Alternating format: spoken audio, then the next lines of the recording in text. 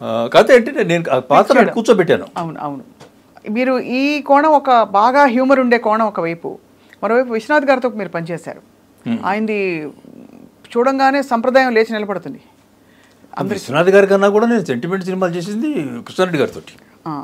శుభలగ్నం, మావిచిగురు, అవన్నీ సెంటిమెంట్ సినిమాలు. విశ్వనాథ్ గారితో అదొక ఎక్స్పీరియన్స్. ఆ సినిమా పేరు రిలీజ్ అవ్వాలి. అది సిరిమువ్వల సింహనాథం. నేను చూసాగా. చూసారు? అది కళాకృష్ణ హీరో. కళాకృష్ణ గారు హీరో. ఇంకో ఇద్దరు అమ్మాయిలు, మాధవీలత అని ఒక అమ్మాయి, ఇంకో అమ్మాయి హీరోయిన్స్. అవును అవును. ఆ సినిమాకి నన్ను పెట్టుకున్నారు. నేను 4-5 రోజులు డిస్కషన్కి వెళ్ళా. నేను ఇంతమందిని చూశానండి కథలు చెప్పేవాళ్ళని ఇండస్ట్రీలో. విశ్వనాథ్ గారిలాగా కథ చెప్పేవాళ్ళని చూడలేదండి. అవునా? ఆయన కథ చెప్తుంటే జల కళ్ళనీళ్ళు వచ్చేస్తాయి. నవ్వు వచ్చినట్లాగే వస్తుంది, ఏడుపు వచ్చినట్లాగే వస్తుంది, ఇమోషన్ వచ్చినట్లాగే వస్తుంది. ఆయన అంత బాగా చెప్తాడు కదా. ఆయన తర్వాత చూసింది నేను దాసరి గారు. ఆయనతో పోల్చలేను కానీ ఆయన కూడా బ్రహ్మాండం. దాసరి గారు కూడా బ్రహ్మాండం కథ చెప్పడంలో. అయితే ఈయనది చాలా సెంటిమెంట్గా అసలు అద్భుతంగా రాస్తాడు, చెప్తారు ఆయన. సరే ఇట్లా కొన్నాళ్ళు డిస్కషన్ జరిగింది. నేను డైలాగులు రాయాలి. అప్పుడు నండూరు విజయ్ అని ఆయన దగ్గర కో డైరెక్టర్ నాకు శ్రీకృష్ణ పరమాత్మలాగా ఒక అడ్వైస్ చేశాడు. అర్జునుడు విన్నాడు అక్కడ, నేను వినలేదు ఇక్కడ. అది తేడా వచ్చింది. ఏం చెప్పాడంటే, మీరేం రాయొద్దు, డిస్కషన్లో సీన్లో ఆయన ఏం చెప్పారో దానికి రండి కూర్చోండి లాంటి పదాలు కూర్చి కుట్టేసి ఇచ్చేయండి, వెళ్ళి రండి అన్నాడు. నేను అలా ఇలా అనుకుంటా, నేను దివాకర్ బాబు కదా, నేను రాయాలి కదా అని నేను అద్భుతంగా రాసుకున్నాను నా స్టైల్లో. వెళ్ళాను సెట్కి, విన్నారు, చూశారు, చాలా బాగుందండి అన్నారు. కాలు రైరేసుకున్నాను. విశ్వనాథ్ గారు మెచ్చుకున్నారు. వచ్చి పక్కన కూర్చున్నాను. కాసేపు డైలాగులు ఏమి వినిపిస్తున్నాయి, నావి కాదు, వేరే వినిపిస్తున్నాయి. వీళ్ళు చూసి ఆర్టిస్టులు ఏదో చేస్తున్నారు, నేను చేసినవి కాదు అవి. చూస్తున్నా. ఆయన వచ్చే దగ్గరికి, సీను కొంచెం మౌంటప్ చేశాను అంతే, చూడండి అని పేపర్ ఇచ్చాడు. ఇస్తే అందులో రండి కూర్చోండి, తిన్నారా, కాఫీ తాగుతారా, ఇవే నావి, మిగతా డైలాగ్ నావి కాదు. చాలా కోపం వచ్చింది. వచ్చి రెండు విజయ్ చెప్పి, ఏంటి ఇది, ఇంతకాడికి మమ్మల్ని పెట్టుకోవడం దేనికి, ఏంటిది, నేను ముందరే చెప్పా, మీరే వినలేదు. ఆయన ఏమనుకున్నాడో అది ముందే చెప్పేస్తున్నాడు మీకు అక్కడ సెట్లో డిస్కషన్లో. అదే రాయాలి మీరు అంటే, ఆయమ్మ ఇది రాసేగాడికి నేను ఆయన దగ్గర ఎందుకు చేయటం. కాబట్టి విశ్వనాథ్ గారి సినిమాలు చూడటం బెస్ట్, ఆయన దగ్గర పనిచేయడం కన్నా అనిపించింది. అంటే ఆయన దగ్గర పనిచేస్తే మనకు విద్య తెలుస్తుంది, వేరే విషయం. మన డైలాగులు ఉండవు, అది ఆయన రాసేసుకుంటాడు ఆయన. అది ఆయన దగ్గర జరిగిన ఎక్స్పీరియన్స్. ఇప్పుడు ఆయనలాగా కథ చెప్పడం మాత్రం అసలు ఇంకోటి వల్ల కాదండి. సో అలా మరి అక్కడ మీరు బాధపడ్డారా, లేకపోతే సమాధాన పరుచుకున్నారా? సీన్ పేపర్ ఇసిరేసి ఇంటికి వచ్చేసాను. ఓహో, అంటే ఆయన కూడా కాదులే, కానీ ఆయన ధైర్యం లేదు. ఆఫ్ కోర్స్ అంటే అప్పుడు బిగినర్ నేను ఇంకా. అవునవును, కానీ అది ధైర్యమే, మీరు చేసిన ధైర్యమే సార్. ఎందుకంటే నేను రానని చెప్పారు, రేపటి నుంచి నేను రానయ్యా అంటే చెప్పాడు నండూరు విజయ్. ఎందుకంటే మీరు ఆయన సినిమాలు అంతే అన్నాడు. ఆయన సినిమాలు అంతే, ఆయనే చెప్తారు. మరి మమ్మల్ని ఎందుకు అన్నారు అన్నాడు. ఉండాలి ఒక పేరు అంతే. ఇది చాలా గొప్ప ఎక్స్పీరియన్స్ సార్. ఆయన రాసుకుని ఇంకోళ్ళ పేరు పెడతారు. చాలా మంది రైటర్ చేంజ్ చేస్తారండి, డైరెక్టర్లు మా చేత రాయించుకుని వాళ్ళ పేరు పెట్టుకుంటారు. విశ్వనాథ్ గారు ఆయన రాసి మా పేరు పెడతాడు. తర్వాత మళ్ళీ ఆయన పిలిపించి కలవడం, తర్వాత కలిసాం, చాలాసార్లు కలిసాము. మా సినిమాలో ఆయన యాక్ట్ చేశారు, వజ్రం సినిమాలో. ఆ తర్వాత మామూలు చక్కగా మాట్లాడతారు, ఆయన గొడవలేదు. ఎందుకంటే ఆయన ఇష్టం కదా, ఆయన తెలుసు. నేను కాదండి పోరాడు ఉంటే అక్కడ అదే గొడవ అయ్యేది. నేను తలంచేసి వచ్చేసాక పక్కకి, అయ్యే పని కాదని. అప్పుడు పైగా నేను బిగినర్. ఆ తర్వాత అయితే కొంచెం కృష్ణారెడ్డి గారి సినిమాలు అవి రాస్తే అహంకరించేవాడేమో, హోంకరించేవాడేమో, అంత లేదు అప్పుడు ఇంకా నేను టైగర్ అవ్వలేదు. క్యాట్ మరి లయన్తో టైగర్తో పోరాడకుండా మీరు వచ్చేసారు. కానీ అది అంటే బట్ కొంచెం ఎక్కడో మన డైలాగ్ వినిపించాలి, మన ప్రతిభ కనిపించాలనే తపన అయితే ఉండేది మీకు మొదటి నుంచి కదా సార్? చెప్తున్నాను, మీ గుండెల మీద చేసుకుని తినే ప్రతి మెతుకుని నేను సంపాదించుకున్నది.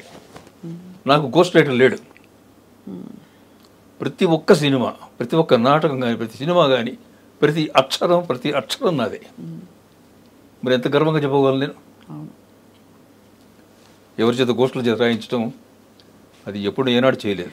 మీరు కూడా వేరే వేరే అందమైన ప్రదేశాలకు వెళ్ళి రాస్తారా సార్? ఇంట్లోనే కూర్చొని రాసుకుంటారు? ఇంట్లోనేనండి. ఇంట్లో ఈ ఇల్లు లేకుండా మెడ్రాస్లో ఉన్నప్పుడు ఇక్కడ వచ్చి రాస్తే హోటల్ రూమ్. మామూలుగా ఇన్స్పిరేషన్ కోసం బీచ్, అబ్బే కొండల మధ్యకి వెళ్ళిపోవడం, ఇంకా రకరకాల ప్రదేశాలకు వెళ్ళి రాస్తారు రైటర్స్ అని వినికిడు, అందుకని అడిగాను సార్. అదంతా కూడా రాసేది ఎక్కడన్నా వస్తుందండి. అవి ఫ్యాన్సీ తెచ్చుకోవడం కోసం చేసే కొన్ని పనులు ఉంటాయి. ఇప్పుడు సార్ ఇప్పుడు డైరెక్టర్ ఒకళ్ళు పిలిచి, ఎవరో ఉన్నారు డైరెక్టర్, మా సంజయ్ కిషోర్ గారు, మీతో కథ రాయించాలంటే మీకు అవుట్లైన్ చెప్పి మాటలు స్క్రీన్ ప్లే రాయిస్తారా? లేకపోతే కథే మిమ్మల్ని పూర్తిగా ఒక 2 క్యారెక్టర్స్ ఇలా కావాలని అల్లి ఇమ్మంటారా? లేదా అన్ని విధాలా జరుగుతుందా?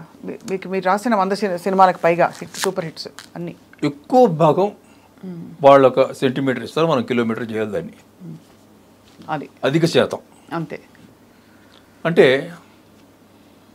ఎవరో ఒకళ్ళిద్దరు, నేను రాసినటువంటి దాదాపు ఒక 100 సినిమాలలో పూర్తిగా చేసుకుని కేవలం మీరు డైలాగ్ రాయండి చాలు అని నా దగ్గరికి వచ్చిన సినిమా ఒకటి, అది చూడాలని ఉంది, చిరంజీవి సినిమా.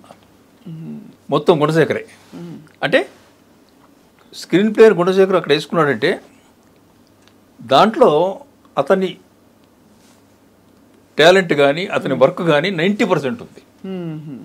ఒక 10% నేను వెళ్ళిన తర్వాత కొంచెం అక్కడ ఇలా బాగుంటే బాగుంటుంది, ఇలా బాగుంటే బాగుంటుంది, ఈ కామెడీ ఇలా ఉంటే బాగుంటుంది అని ఏదో ఒక 10% నేను ఉప్పందించాను తప్ప మొత్తం అయింది. డైలాగ్ మొత్తం నావి మళ్ళీ 100%. అట్లా నాకు అన్ని సినిమాలు కుదరలా. 50%, 80%, 60-40 ఇట్లా వ్యాపారాలు ఉంటాయి. కానీ ఎక్కువ కృష్ణారెడ్డి గారితో మీకు బహుశా మళ్ళీ ర్యాపో చాలా బాగా, కృష్ణ గారితో చక్కటి ర్యాపో. ఆయన దగ్గర గొప్ప గుణం ఏంటంటే అండి, నేను చాలామంది డైరెక్టర్ల దగ్గర పనిచేశాను. వాళ్ళు బిజినెస్. కృష్ణారెడ్డి గారితో గొప్ప విషయం ఏంటంటే బిజినెస్ అనేది తప్పదు, ఇది ఫీల్డే. అది ఒకరోజు ఫస్ట్ మాట్లాడేసుకున్నాక ఇంకా బిజినెస్ ఉండదు. మీకు ఎంత రెమ్యూనరేషన్ ఇంత, ఓకే, పేమెంట్స్ ఎప్పుడెప్పుడు ఇంత, ఓకే, రైట్, డన్, అయిపోయింది. There and the business first. ఇంకా మళ్ళీ ఆ ఊసి రావడం కానీ ఆ పేరు రావడం కానీ లేదు. మన పనిని మన చేయనిస్తారు, ఆయన గౌరవిస్తారు. ఇట్లా రాయి అట్లా రాయి, పైనుంచి చూసి ఇక్కడ ఈ మాట ఇక్కడ, నీకు మాట ఇక్కడ పెట్టు, ఇట్లాంటివి ఉండవు ఆయన దగ్గర. గౌరవం ఉంది, గౌరవిస్తారు, మన పని మన చేయనిస్తారు. తర్వాత ఇంకో పెద్ద స్పెషాలిటీ ఏంటంటే సినిమా ఫీల్డ్లో ప్రతి వాడికి భయం ఏంటంటే ఫైనల్గా మన డబ్బులు మనకు వస్తాయా రావా అన్నది ప్రతి టెక్నీషియన్కి భయమే. ఎండ్ వరకు చాలా వరకు రావా. అదేంటి ఎంతో కొంత పోతుంది. అంటే ఓ 10 మాట్లాడితే, ఉదాహరణకి ఓ 10 రూపాయలు మాట్లాడితే కనీసం 5-6 వస్తాయి, 5 రావచ్చు, తర్వాత 10 రావచ్చు. వచ్చే సందర్భాలు తక్కువ, అలా వచ్చే సందర్భాలు చాలా తక్కువ. అయితే మరి అలాంటి వచ్చినప్పుడు మీరు ఎందుకు పోరాడచ్చు కదా అనుకుంటారు. పోరాడలేము, ఎందుకంటే అక్కడే బ్యాడ్ నేమ్ వచ్చేస్తుంది. అయితే సరే కానీ లేదు, కాకపోతే ఇంకో సినిమాలో వస్తాయి, ఈ సినిమా హిట్ అవుతుంది, అట్లా వదిలేస్తుంటారు. ఆ విషయంగా కృష్ణారెడ్డి గారు ఏంటంటే ఇంత మీరు రెమ్యునరేషన్ మాడుకున్నాక, సార్ ప్రొడ్యూసర్తో మీకు పని లేదు, ఇంకా మీ అమౌంట్ నా దగ్గర ఉంది అనుకోండి, మీకు ఎప్పుడు కావాలంటే అప్పుడు అరగంట ముందు చెప్పండి, ఎంత కావాలన్నా సరే నేను ఇచ్చేస్తాను మీకు.